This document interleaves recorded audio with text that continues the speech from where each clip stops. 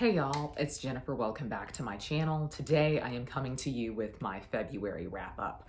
And February was a bit of a banger month for me. We of course had Feb Regency going on. I think sadly the stuff that I read for Feb Regency did not really stick out to me, but I did have I think at least 2 5-stars this month, which is really, really great. So 2023 is continuing to be a very decent reading year. I don't want to set my hopes too high, but it's been a much better reading year at this time of year than it was last year this time.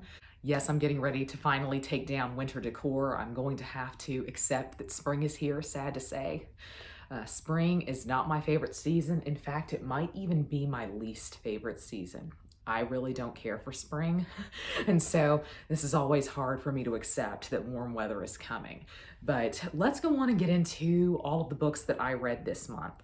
The first book that I read in February was The Phantom of the Opera by Gaston LeRoux. And I filmed an entire themed reading vlog around this. So I will try to keep it short. I'll link to that vlog down below if you want more involved thoughts on Phantom of the Opera. But this was a reread for me. And I did enjoy it on reread, but I just did not have the initial obsession with it that I think I recall having when I read it for the first time as a teen. For me, the flaw here is the characterization. I just felt like the characters were very one note and they were just essentially archetypes meant to be moved throughout the story, which made the story on the whole weaker. And so in some ways I have to say that I really do think the adaptations of Phantom have improved on the original, but in other ways I really enjoyed this because it was such a crime read. It was structured so interestingly, as if kind of finding files and diaries and putting together the pieces of a mystery. And so the format of the book was really enjoyable to me, but I just wanted so much more from the characters. And it's probably a result of using that format that the characters really fell by the wayside. So I gave this 3 stars, not a bad rating. I also read The Cenci by Percy Shelley. This was my pick for a play for Feb Regency this year. The Cenci is all about a crime story that happened in Rome in the 1500s. Beatrice Cenci is often the linchpin in this story when it's still talked about. This is a really famous story that is still very much a conversation piece in Rome, interestingly enough. And so basically the setup for this crime is that a man has been abusing his wife and 2 children, and they decide to murder him. Specifically, the young daughter decides to murder him. They are caught for this, and then they are executed. And it was a big outrage in the Roman populace at the time because it was viewed as a necessary killing. And Beatrice Cenci, the daughter, was a very innocent seeming, kind seeming girl. And so it's just always been discussed as a tragedy. I can see that this would be a story that Percy Shelley would be into. I was really into it, and I think I expected a whole lot more from this, just in terms of what I've seen Percy do prior, but it was a play. And I think on the whole, the structure and the format of a play just doesn't work very well for me, even in a situation like this where it was just sheerly for Percy to show off what he can do with verse. One of the interesting themes here, though, that I really enjoyed was the conversation around religion, and the characters who were of faith came off very, very well here, which I think is interesting because Percy was pretty famously an atheist, but I think his issue was more with organized religion, let's say, than truly with religion itself. And so I thought this was interesting for him because it discussed something thematically that I just thought was really fascinating to see. And there were some really beautiful quotes, but on the whole, I just had to give this 3 stars. I don't know that this is one that I will return to. When I compare it to other things that I have read by him, there are so many poems of his that I would reread today and that I think are so spectacular, including longer form works. But The Cenci is not one that I have thought on very much since finishing it. There were very few lightning strike moments for me in this, if that makes sense. Very few moments where I just was awed by what he can do. So this is definitely not a place to start with him if you're looking for a place to start with Shelley, because it doesn't even begin to tap into his potential and what he's capable of, in my opinion. But it was still good. It was still really enjoyable. But if you're comparing it to other things that he wrote, I do think it comes off rather poorly. I then read the first 2 books in a romance series this month. I know, who am I? But for Valentine's Day, I just really wanted to step out. I really wanted to read something that was straightforward romance. And so I read Neon Gods by Katee Robert.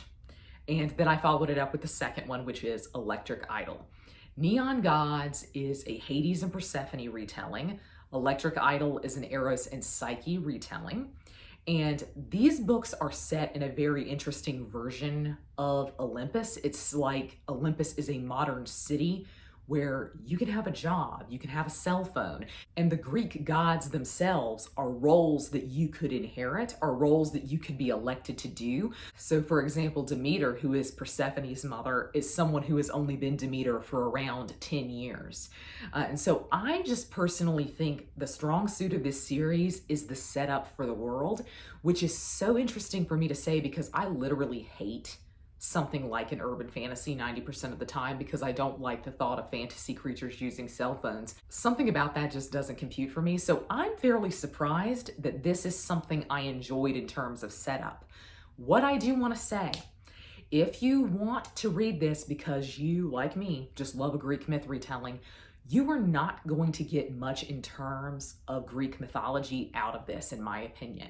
The first book, Neon Gods, does feel at least nominally related to the original myth that it is retelling.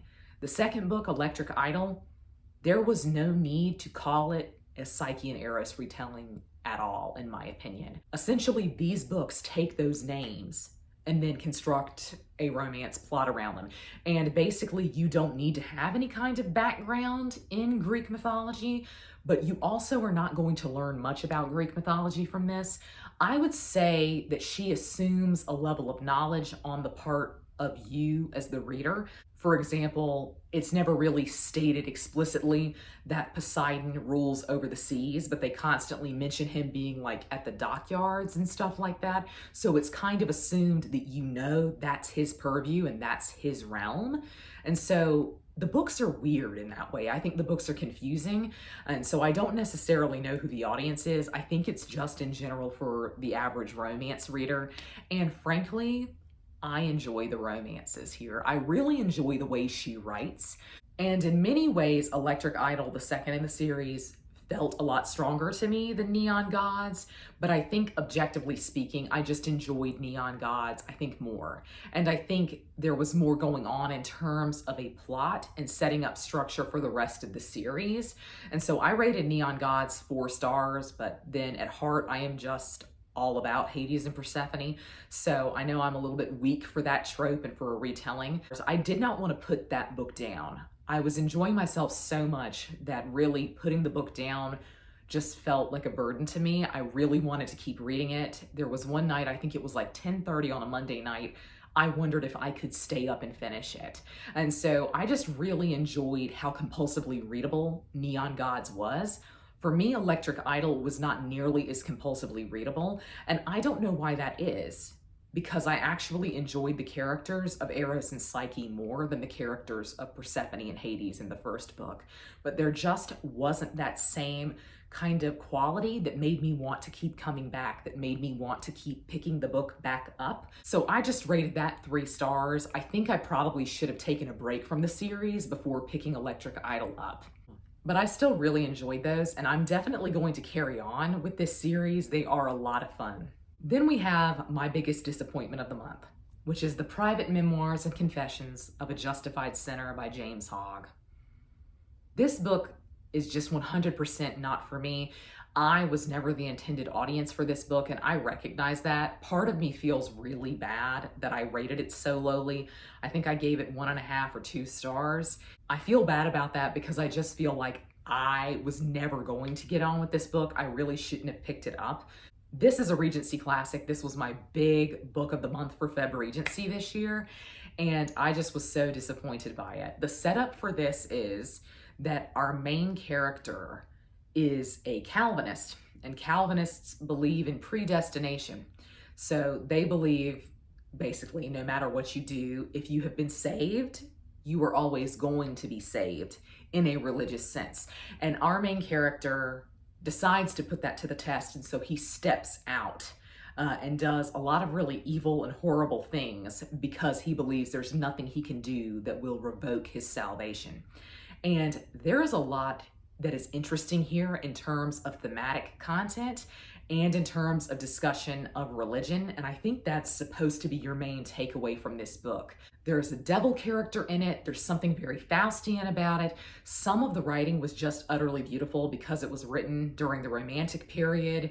It has some stunning imagery in terms of nature. It's set in Scotland, in Edinburgh. There are these gorgeous descriptions of Arthur's seat and of the city itself that was just wonderful to read.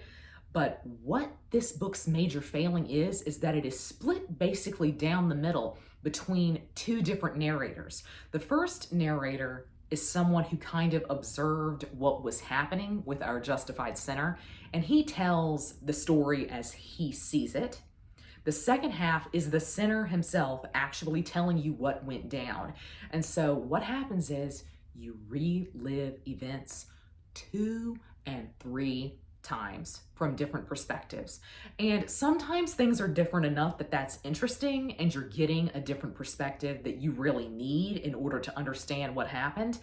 On the other hand, it just was so tedious. And for a book of this size, it really wasn't long. It's specifically not long for this time period, but I just felt like it dragged. I really dreaded picking it back up. My issue with it wasn't the plot, wasn't the thematic content. I think all of that was very interesting, and I would love to see that explored in a different book. I think Melmoth the Wanderer would really work better for me than this one.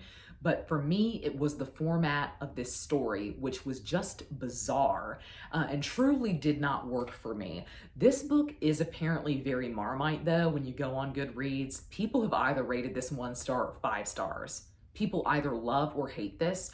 And unfortunately, I really did not like it. In fact, I kind of hated it. Sadly, it's one of the worst classics I've read. And I just really say that because I don't actually know who I would recommend this to. I don't know who is the ideal reader or who is the ideal audience for this book. This book feels very much of its time. And I think that is really the flaw here. I think a lot of times classics, when they are truly classic, they are discussing issues that are timeless. In some ways, this one is because it's about existentialism. What's going to happen to you when you die, religion, religious conversations. On the other hand, it just felt very truly late 18th, early 19th century, and it didn't feel present at all to me. It really felt stuck in time. And so it just did not work for me at all. I was really disappointed in this, and I'm so sad that I chose this as my main book for Feb Regency this year. I got 2 books this month from Book of the Month, and y'all will be proud. I've actually read them. I read them in the month that I got them. I can't believe this. So my Book of the Month pick for February was The Writing Retreat by Julia Bartz. This is a thriller that is about young writers going to a really famous writer's house for kind of a retreat, where at the end of the retreat, one of them is going to receive a $1 million signing contract. So there is, interestingly, kind of a competition element to this, but I loved this. And I think apparently I'm having kind of a controversial opinion about it because when I see people talk about this on Book of the Month boards, a lot of people did not like this book, specifically how it ended. I loved it because this book truly went there. Every time you wondered if it could go further, it did. What I really specifically liked about this was the writing style.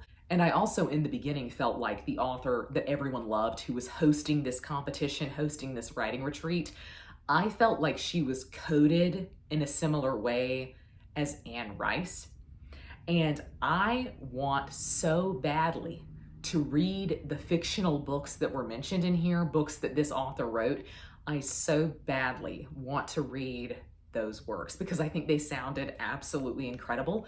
And specifically to me, they sounded very Anne Rice. Now, as the book went on, I don't think she bore any resemblance to Anne Rice at all, but it was very interesting how much in the beginning of the book I felt like she was pretty coded as an Anne Rice figure, somebody who was breaking ground, feminist ground in the 70s in terms of horror and also in terms of like gender dynamics and eroticism.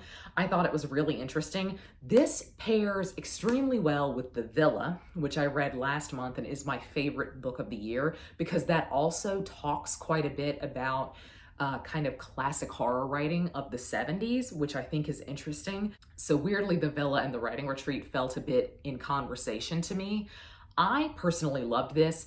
When I first started reading it, I thought I might have a 5-star on my hands. But it's very rare for me to give a thriller 5 stars, and this one didn't make it for me. So I did give it 4, but I loved the characters here, and I was far more invested in the characters and the characterization than I was in the mystery elements at all. I thought this was just absolutely fantastic. Yes, there are parts of it that are truly bizarre, and sometimes I think you wonder, why would the author have included that? I do think there were weird scenes in here that felt very disjointed, but to me they worked with the overall theme of the book, which is kind of author's autonomy and also just in general discussion of genre fiction. I thought this was so interesting, and I personally really like a book that has, I think, authors as main characters, because I think that's fascinating to me. It's interesting to me to see an author discuss on the page a lot of what they must have gone through in the publishing process. And so this book worked for me on a lot of levels, and I thought it was really interesting. This would be a fantastic book club pick. If you read thrillers in your book club, I just think this would be a great one to discuss. So this was 4 stars, and I thoroughly enjoyed it. I also got from Book of the Month this month, The Last Tale of the Flower Bride by Roshani Chokshi. You may can tell from my reaction, 5 stars. This was absolutely perfect. Roshani Chokshi is one of my favorite writers, and she is actually the author who is currently working, who has influenced my writing the most. I follow her pretty religiously, and I love to see how she talks about process. There's something about her style, and there's something about her writing process that feels very similar to what I like to do. And so I just am always fascinated by her. And this one is her first foray into adult fiction.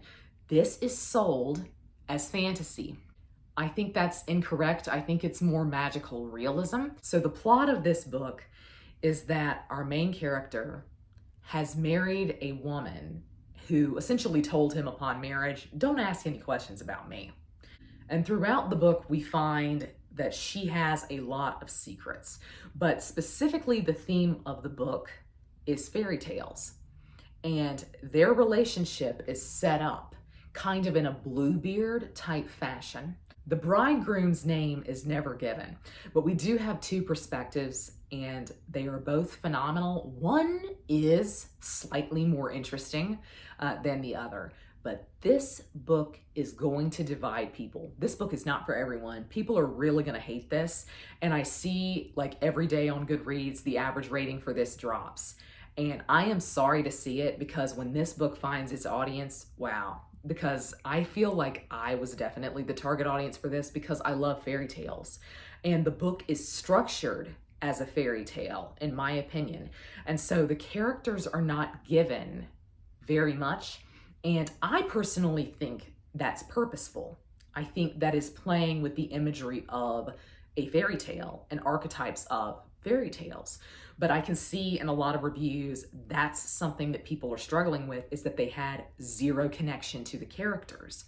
To me, that wasn't a problem, because this really took me back. It made me feel nostalgic in a way, almost like I had read it before and read it at a formative age. And so to me, it just felt like as a child, when you're reading those big, like pillow covered, kind of fluffy leather, if you remember what I'm talking about, they'd be plastic, but they would have kind of a cushion cover, those types of fairy tale collections. And it really took me back to childhood. But it also spoke to me now, because as an adult, I still get quite a bit out of fairy tales, and a lot of people act like that's something you should grow out of. but you shouldn't. Fairy tales are actually, I think, more relevant the older you get. And so this is more of a darker fairy tale. It is truly beautifully written. I mean, there were quotes in this that stunned me. And every time I read Roshani Chokshi, I, on the one hand, want to write, but on the other hand, I never want to write again because I'll never be able to do it like this.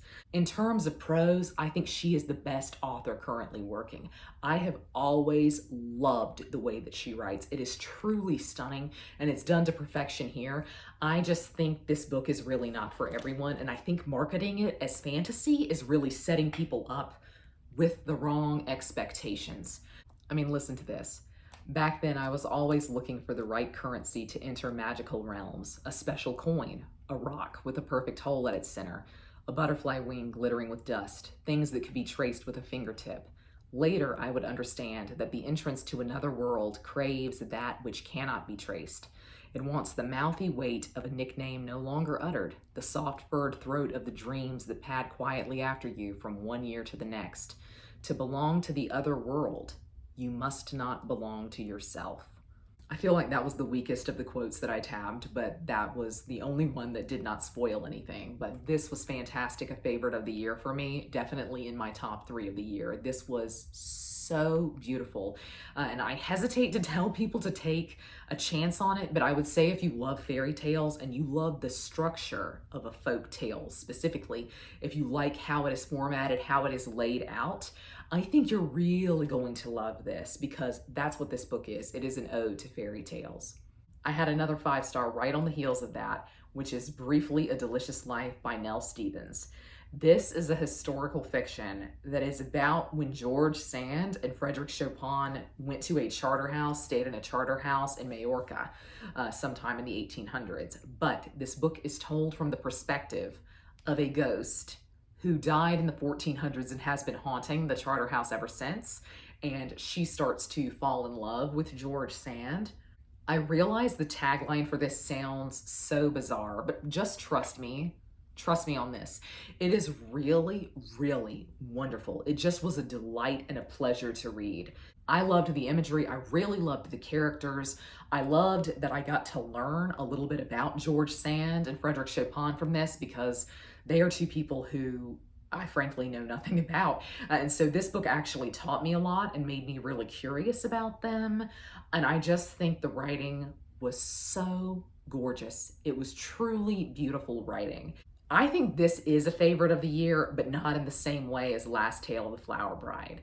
This feels very present to me right now, but I just wonder how I will feel about this at the end of the year.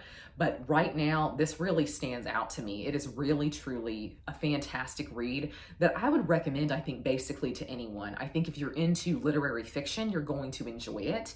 I think if you're into classics, you will enjoy it. And I think if you are into historical fiction, this also scratches that itch. I just loved the way this was written, and I really felt like it was very cozy, and I did not want to put the book down. I truly just wanted to keep reading this. It was just such a delight to read. It was so much fun to read, and at the same time, I felt like it was very deep, very introspective.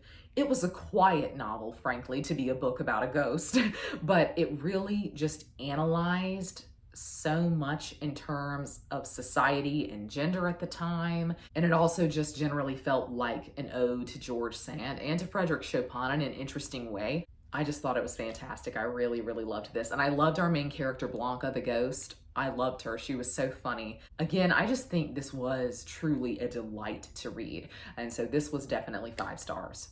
The last book that I finished in February is Emily Wilde's Encyclopedia of Fairies by Heather Fawcett, and I really enjoyed this, but I think I did reach a point of tedium with it. So this is also kind of historical fiction. It's historical fantasy about the Fae, and I would say this is kind of light academia.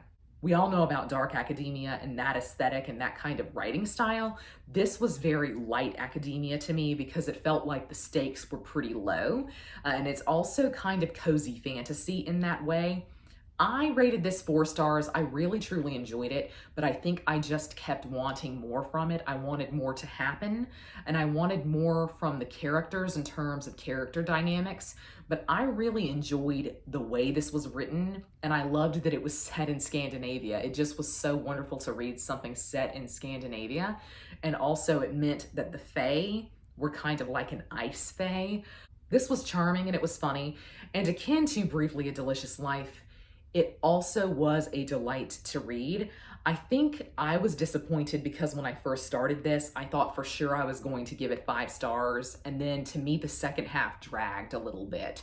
I feel like the first half of this book was really tight, and it was building kind of our interest and intrigue in terms of some of the mystery elements in an interesting way. Then we hit the midpoint, and it started to drag to me just a little bit. But I'm excited that this is going to be a series. I'm really interested to see what comes next from it. I thoroughly enjoyed this, and I rated it 4 stars. So those were all of the books that I read in February. I would love to know down below if you have read any of these, and I would love to know what you read in February. But that's going to be all for me today. I hope you're all having a great week. Happy reading. Goodbye.